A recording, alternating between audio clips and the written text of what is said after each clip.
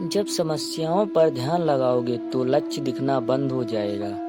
जब लक्ष्य पर ध्यान लगाओगे तो समस्याएं दिखना बंद हो जाएंगी। दीपक ने अपनी पढ़ाई के बाद उत्साह से एक बिजनेस की शुरुआत की। 3 महीने बाद उसके बिजनेस में अपना बिजनेस बंद कर दिया। वो इस वजह से बहुत उदास भी रहने लगा था। तभी उसके चाचा ने कहा, बेटा तुम मेरे साथ आओ, और दीपक उनके साथ चलने लगा। फिर चाचा ने कहा, बेटा इस टमाटर के मरे हुए पौधे को देखो। दीपक ने कहा, चाचा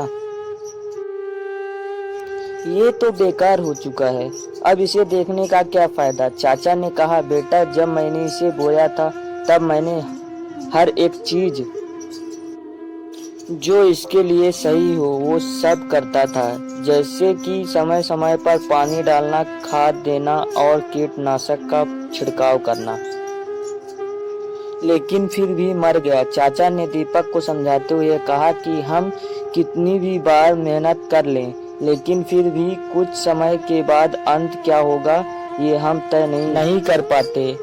हम सभी चीज़ों को कंट्रोल नहीं कर पाते हैं, और ऐसी सिचुएशन में हमें मेहनत करनी चाहिए और बाकी सब कुछ भगवान के हाथ में छोड़ देना चाहिए। दीपक ने कहा, चाचा लेकिन कामयाबी की कोई गारंटी नहीं है, तो फिर प्रयास करने का क्या फायदा।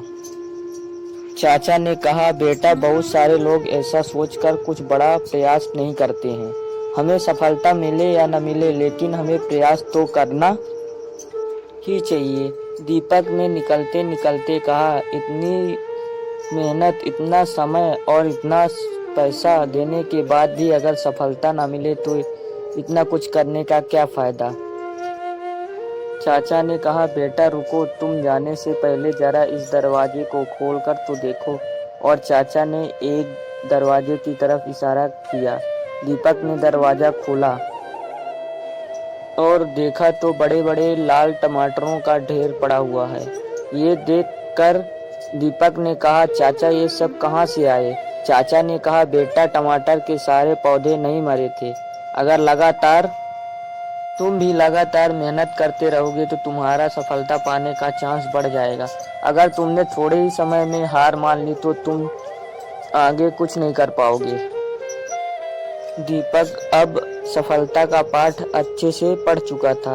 उसे समझ आ गया था उसे अब आगे क्या करना है और कैसे करना है। लगातार प्रयास करने से हमें सफलता जरूर मिलती है, और असफलता ही सफलता की चाबी है।